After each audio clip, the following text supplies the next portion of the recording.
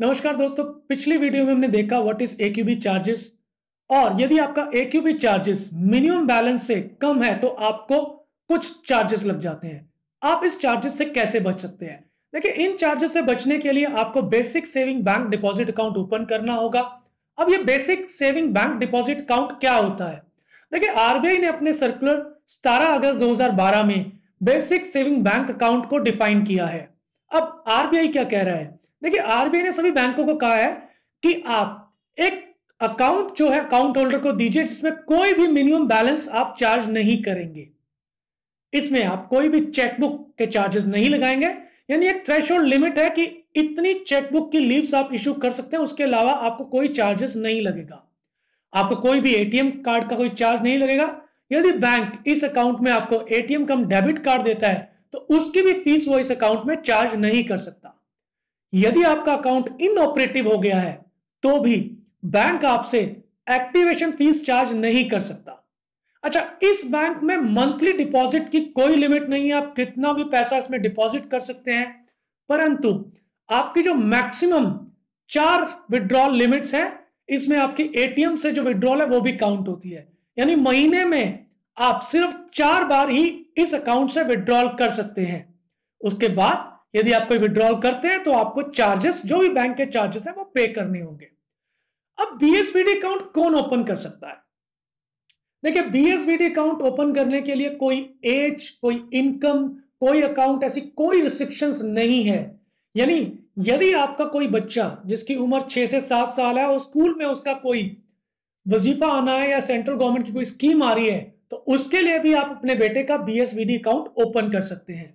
आप अपना भी बीएसबीडी अकाउंट ओपन कर सकते हैं जिसमें आप छोटी छोटी अपनी जो सेविंग्स है उसमें जमा कर सकते हैं।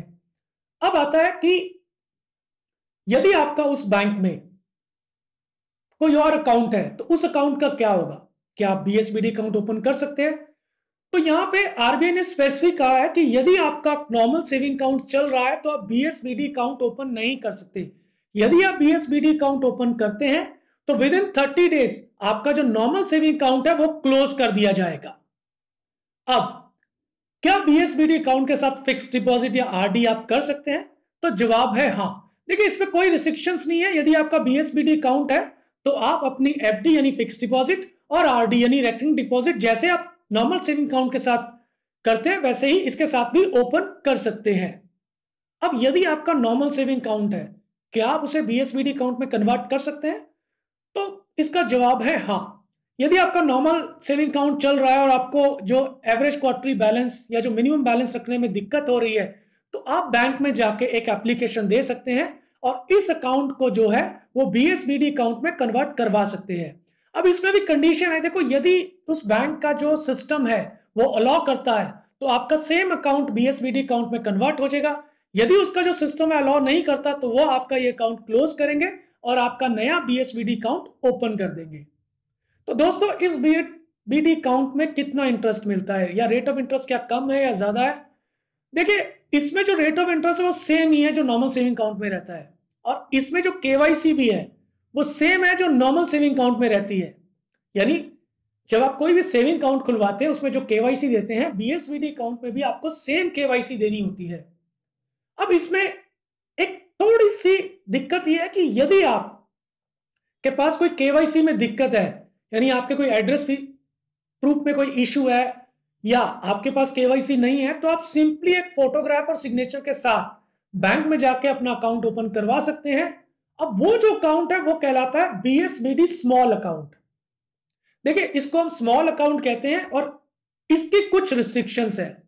नॉर्मली क्या होता है, जो स्मॉल अकाउंट की जो रिस्ट्रिक्शंस है लोग वो बीएसबीडी में मान लेते हैं।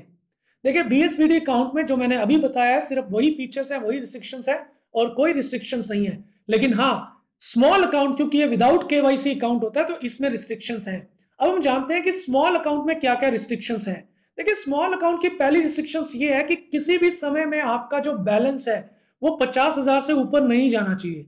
जैसे ही आपका बैलेंस 50,000 से ऊपर जाएगा तो आप जो बैंक है वो आपको कोई भी ट्रांजेक्शन नहीं करने देगा जब तक कि आप उसकी पूरी केवाईसी अपडेट नहीं करवा देते। आप एक साल में यानी अप्रैल से लेकर मार्च तक इस अकाउंट में सिर्फ 1 लाख तक ही जमा कर सकते हैं। यानी आपने अप्रैल में 5,000, मई में 10,000, ऐसे करते करते मार्च तक आप सिर्फ 1 लाख तक जमा कर सकते हैं। 1 लाख के जैसे ही बैलेंस ऊपर जाएगा, एग्रीगेट बैलेंस, तो जो बैंक है आपके अकाउंट में ट्रांजैक्शन फीस लगा देगा। आपको फिर से अपनी केवाईसी अपडेट करवानी है, उसके बाद ही आप इस अकाउंट को ऑपरेट कर सकते हैं। अब इसमें भी मैक्सिमम 4 विड्रॉल है मंथ में, आप मंथ में मैक्सिमम 4 विड्रॉल कर सकते हैं। लेकिन इसमें एक और चीज है, आप मंथली चाहे एटीएम से, बैंक से या ट्रांसफर के जरिए सिर्फ 10,000 तक ही विड्रॉ कर सकते हैं। देखिए, स्मॉल अकाउंट में कोई भी फॉरेन रिमिटेंस क्रेडिट नहीं हो सकती, यानी कोई भी बाहर से यदि आपको कोई पैसा भेज रहा है तो वो स्मॉल अकाउंट में क्रेडिट नहीं हो सकता। एक और इसमें फीचर है कि जब भी स्मॉल अकाउंट आपका खोला जाता है तो वो 12 महीने के लिए खोला जाता है। यदि आपके पास केवाईसी कंप्लीट नहीं हुई है तो आप एक एप्लीकेशन देकर इसे 12 महीने और एक्सटेंड कर सकते हैं, यानी टोटल 24 महीने। लेकिन 24 महीने के बाद इस अकाउंट में कोई भी ट्रांजैक्शंस नहीं होगी, सिर्फ अकाउंट क्लोजर के अलावा। यानी 24 महीने के बाद ये अकाउंट क्लोज होगा, या फिर आप 24 महीने के अंदर अपनी पूरी केवाईसी दीजिए और इस अकाउंट को नॉर्मल अकाउंट या बीएसबीडी अकाउंट में कन्वर्ट करवा दीजिए।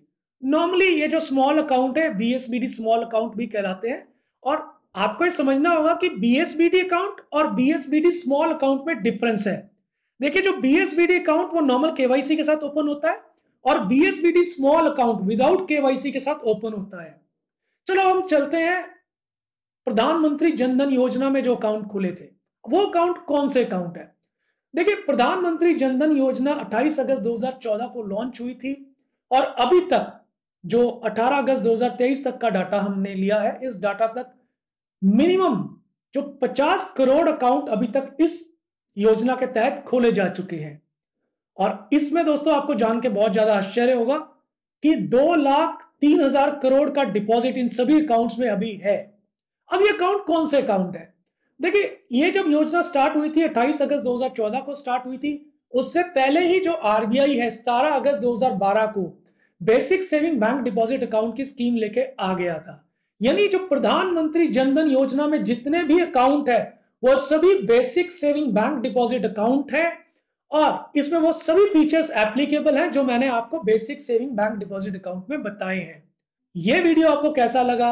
अगर आपको अच्छा लगा है तो अपने दोस्तों के साथ शेयर जरूर करें और प्लीज इस वीडियो के नीचे जो आपका सब्सक्रिप्शन का बटन है वो जरूर दबाएं। इस वीडियो को देखने के लिए आपका शुक्रिया।